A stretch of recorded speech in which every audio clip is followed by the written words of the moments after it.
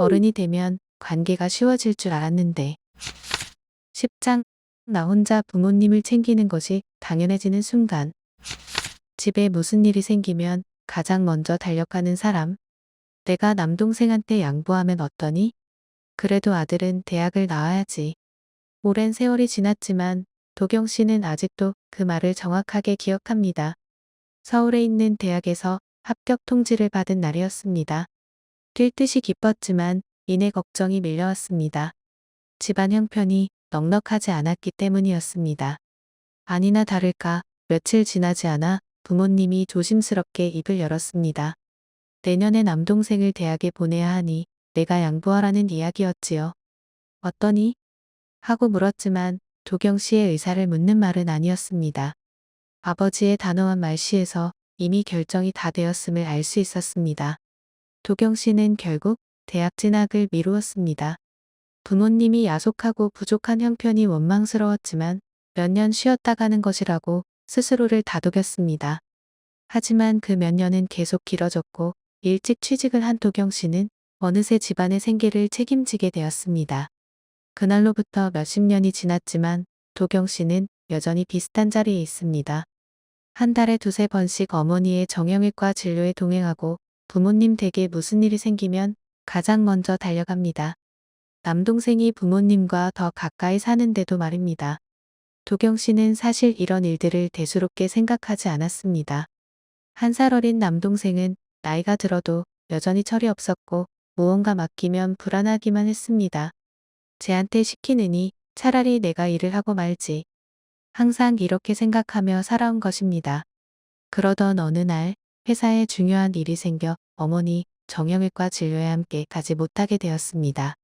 며칠 전부터 어머니에게 이야기하고 동생에게도 한 번만 다녀오라고 부탁해 두었지요. 종일 바쁜 일을 처리하고 퇴근한 저녁 어머니와 남동생에게서 연달아 전화가 왔습니다. 많이 바쁘니? 너는 엄마 병원 가는데 전화 한 통이 없니? 다음부터는 엄마 병원 누나가 가. 뭔 놈의 병원에 사람이 그렇게 많아 1시간은 기다렸네. 두 사람 모두 그냥 별 생각 없이 던진 말이었습니다. 그런데 늘상 듣던 말들이 전화를 끊고 나서도 한참 동안이나 귓가에 어른거렸습니다. 왠지 마음 한켠이 묘하게 내려앉은 기분이었지요. 입안에서는 계속 같은 말이 맴돌았습니다. 그동안 내가 계속 챙겼는데. 도경 씨의 이런 반응은 하나의 사건으로 만들어진 것이 아닙니다. 남동생에게 대학을 양보할 때부터, 아니 그보다 훨씬 전부터 쌓아온 시간이 인정받지 못한 때에서 오는 서운함이지요. 이런 기분을 계속 곱씹다 보면 어느새 마음속에서 질문 하나가 떠오릅니다. 너무 당연하지만 지금까지는 한 번도 생각해 보지 못했던 질문입니다. 왜 항상 나여야 하지? 도경 씨가 갑자기 속이 좁아져서가 아닙니다. 그동안 익숙하게 해왔던 양보와 희생이 사실은 자신의 관계 안에 묶어두는 족쇄라는 사실을 알아챘기 때문이지요. 양보가 당연할 때 관계는 망가진다. 도경 씨의 사례에서 보여지듯 우리는 언제나 가족 안에서 특정한 역할을 맡고 있습니다. 부모님을 챙기는 사람, 생계를 책임지는 사람, 갈등을 조율하는 사람은 늘 정해져 있지요. 그리고 이런 역할들은 나도 모르게 어쩌다 보니 내 것이 된 경우가 많습니다. 마치 처음부터 누가 정해준 것처럼 내 의도와는 다르게 일종의 캐릭터로 굳어지는 것입니다. 누가 나의 캐릭터를 설정했을까요? 이는 앞선 장에서 살펴본 가족의 구조와도 관련이 있습니다. 도경 씨의 양보는 남동생에게 대학 진학을 양보하기 훨씬 오래전부터 굳어진 습관이었습니다. 누나니까 내가 양보해야지. 어릴 때부터 귀에 못이 박히도록 들었던 말들이 오늘날 가족 안에서 도경 씨의 캐릭터를 만들었습니다. 양보하던 사람은 계속 양보하고 도움을 받는 사람은 계속 받기만 하는 것도 이 때문입니다. 태어날 때부터 속해 있었던 온 가족은 가장 오래된 관계이고 캐릭터도 우리가 미처 기억하지 못하는 가장 오래된 순간부터 형성되었으니까요. 그래서 부모님이 나이가 들고 남동생이 두 아이의 아버지가 되어도 도경 씨의 자리가 그대로 남아있는 것입니다. 도경 씨의 이야기를 들으면 어떤 사람들은 이렇게 묻습니다. 가족은 원래 그렇게 서로 양보하면서 사는 것 아닌가요? 가족들한테 양보하는 게 다 손해라는 의미인가요? 물론 그렇지는 않습니다. 많은 가족 관계가 양보와 이해로 유지됩니다. 바쁜 부모님 대신 동생을 돌보기도 하고 동생에게 진학 기회를 양보하기도, 더 나아가 동생의 학비를 보태주기도 합니다. 이런 선택들이 모두 상처로 남지는 않습니다.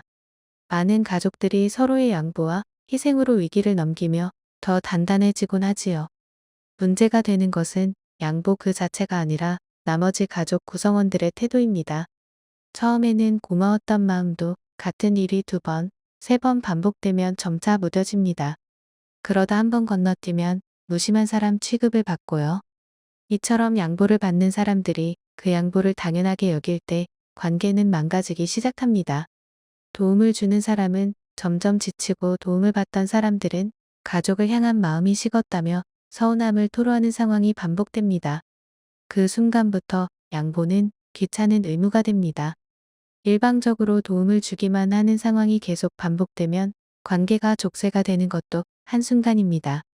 그렇다면 도경 씨는 그 역할이 왜 이렇게 익숙해진 걸까요? 그저 어릴 때부터 늘 그래왔기 때문만은 아닐 것입니다. 심리학적으로 보면 세 가지 메커니즘이 차례로 작동합니다. 1. 긍정 강화. 어떤 행동이 좋은 결과로 이어질 때 우리는 그 행동을 반복하게 됩니다. 도경 씨가 나서면 갈등이 해소되고, 어머니가 제때 병원에 가면서 집안이 안정됩니다. 가족들 분위기도 밝아지고 다들 편안해하는 경험이 쌓일수록 내가 나서는 것이 자연스러운 선택이 됩니다. 의식적인 결정이 아니라 무의식적으로 몸이 반응하게 되지요. 보상이 주어지는 행동은 반복되기 마련입니다. 그것이 칭찬이든 안도감이든 집안의 평화이든 말입니다. 특히 가족에 대한 애착이 강하고 소위 정이 많은 사람에게서 이런 경향이 두드러집니다. 이 효능감. 효능감은 내가 이 역할을 잘 해낼 수 있다는 믿음이 반복되면서 만들어집니다. 역시 내가 해야 해, 쟤한테 맡기느니 내가 하고 말지라는 생각은 수십 번의 경험이 쌓여 굳어진 고정관념 같은 것으로 볼 수 있습니다. 다만 이 효능감엔 한 가지 착각이 숨어 있습니다. 바로 내가 했기 때문에 좋은 결과가 났다라는 것이지요. 냉정하게 돌아보면 내가 굳이 나서지 않았더라도 어떤 식으로든 해결되었을 일입니다. 동생이 서툴게라도 해냈을 수 있고, 시간이 지나면서 자연스럽게 풀렸을 수도 있습니다. 물론 한 번쯤은 정말 내가 아니면 안 되는 상황도 있었겠지요. 하지만 살아오는 내내 매번 그랬을 리는 없습니다. 항상 도경 씨가 먼저 나섰기 때문에 나 없이 해결될 가능성을 한 번도 확인한 적이 없었을 뿐입니다. 3. 정체성으로서의 신념 형성. 긍정 강화와 효능감이 반복되면 어느 순간 나는 가족을 챙기는 사람이다라는 정체성에 대한 신념이 형성됩니다. 이것이 언제나 옳은 진리처럼 마음의 자리를 잡게 되면 이후의 모든 경험을 그 믿음을 중심으로 해석하게 되지요.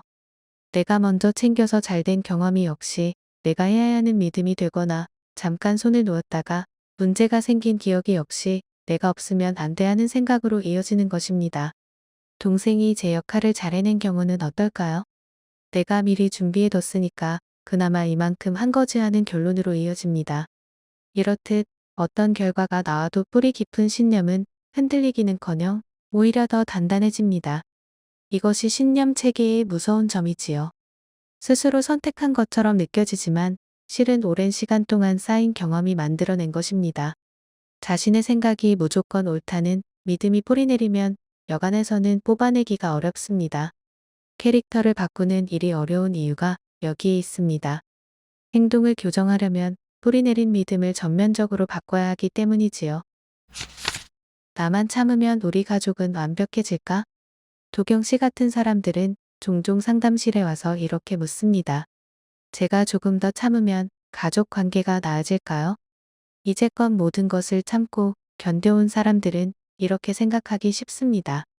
내가 그전까지 하던 것처럼 희생하면서 버티면 다 괜찮을 텐데 하고 말이지요. 도경 씨의 양보로 가정이 원만하게 굴러가는 것은 참 좋은 일입니다. 어머니가 순조롭게 치료를 받고 동생이 대학을 마치고 집안이 안정되는 것은 모두 중요하지요. 그런데 도경 씨가 놓친 것이 하나 있습니다. 이 모든 결과가 도경 씨에게도 좋은 일이어야 한다는 사실입니다. 가족들에게 좋은 일이 곧 나의 행복이라고 생각하면 어떤 양보와 희생도 기꺼워집니다. 그러나 나에게는 아무것도 돌아오지 않거나 지치고 울적해지는 상태가 반복된다면 그것은 이제 양보라고 볼 수 없습니다. 내가 치르는 비용에 불과합니다. 그리고 그 비용이 인정조차 받지 못할 때 도경 씨처럼 어느 날 문득 마음 한켠이 내려앉는 것입니다. 내가 가족을 위해 무언가를 할 수 있다면 나도 가족으로부터 무언가를 받을 수 있어야 합니다. 주고받는 마음의 크기가 완벽히 똑같을 필요는 없습니다. 그저 그런 가능성이 있다는 것을 모두가 아는 정도로도 충분합니다. 관계는 나 혼자만의 의지로 바꿀 수 없습니다.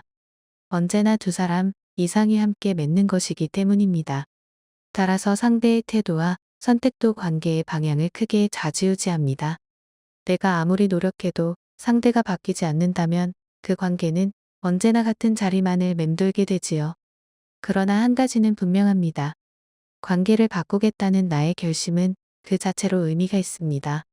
같은 상황에서 누군가는 그저 자신을 희생하며 오래된 역할에 계속 짓눌리기를 선택했을 수도 있습니다. 또 누군가는 무거운 짐을 조금 내려놓고 다른 가족 구성원들과 소통하며 새로운 활로를 모색할 수도 있지요. 어떤 선택을 하든 내 몫입니다. 내 삶의 방향은 오랫동안 가족 안에서 굳어진 역할이나 캐릭터가 아니라 앞으로 내가 어떤 선택을 하느냐에 따라 달라질 테니까요. 족쇄가 된 관계를 조금씩 풀어가는 법. 그렇다면 도경 씨는 이제 어떻게 해야 할까요? 수십 년간 굳어진 캐릭터를 하루아침에 바꾸는 건 불가능합니다. 가족 관계는 함부로 버릴 수도 없는데 그렇다고 이대로 계속이고 가기엔 너무 무거울 때가 많지요. 작은 것부터 천천히 시작하는 것이 가장 현실적입니다. 첫 번째는 할 만큼 하고 멈추는 것입니다. 모든 것을 혼자 감당하려 하지 않는 데서 시작해야 하지요. 이번 어머니 병원 동행은 내가 했으니 다음번은 동생 차례라고 정하는 것은 얼핏 보기엔 별일 아닌 것 같지만 생각보다 쉽지 않습니다. 오래된 역할을 재분배하는 일이기 때문입니다. 내가 안 해도 괜찮을까? 라는 불안이 엄습할 수도 있습니다. 그 불안을 잠시 견디는 것도 연습입니다. 두 번째는 다른 사람에게 기회를 준다고 생각해 보는 것입니다. 도경 씨가 항상 먼저 나섰기 때문에 동생은 한 번도 제대로 해볼 기회가 없었습니다. 동생이 정말로 제대로 못할 수도 결과물이 도경 씨 성에 안 찰 수 있습니다. 그래도 괜찮습니다. 동생이 1시간씩 기다렸다고 불평한 것은 도경 씨가 실패했다거나 잘못했다는 뜻이 아닙니다. 동생은 처음으로 그 역할을 경험했기 때문에 당연히 생길 수 있는 불만입니다. 때로는 같이 하는 것도 방법입니다. 되게 번거로워서라도 혼자 하는 게 낫다고들 하지만 관계를 위해서라면 조금 성가시고 마음에 안 드는 부분이 있어도 함께 해보는 과정이 꼭 필요합니다. 그래야 서로 조율하는 법도 배우게 됩니다. 혼자일 때는 조율이라는 게 아예 없었으니까요. 세 번째는 내 것을 먼저 챙겨보는 것입니다. 오랫동안 가족을 먼저 생각해온 도경 씨에게는 어쩌면 가장 낯선 일일지도 모릅니다. 오늘 하루 내가 하고 싶었던 것을 하나 해보는 것, 가족을 잠시 내려놓고 나만의 시간을 갖는 일은 처음에는 어색하고 심지어는 죄책감마저 들 수 있습니다. 그러나 그 느낌을 가만히 들여다보는 시간 자체에 의미가 있습니다. 늘 자신을 뒤로 미뤄온 사람일수록 자기 자신을 앞세우는 감각을 회복하는데 시간이 걸립니다. 네 번째는 스스로 짐을 덜어 내는 시간을 가지는 것입니다. 이 역시 단번에 이루어지지 않지요. 신념 체계는 오랜 세월 동안 형성된 것이라 바꾸는데도 당연히 시간이 필요합니다. 내가 없으면 안 된다라는 생각이 들 때 잠시 멈추고 물어보세요. 정말 그럴까? 이번에 내가 하지 않으면 진짜로 어떻게 되나 한번 볼까? 해묵은 불안이 짐을 내려놓는 것을 방해할 수 있습니다. 사실 그 불안을 마주하는 일이 가장 어려운 관문이지요. 하지만 오래된 신념이 정말 그런지 확인해보는 과정에서 불안을 다루는 힘도 얻게 될 것입니다. 사람은 무엇이든 직면하는 용기를 통해 마음이 자라나는 의외의 경험을 하고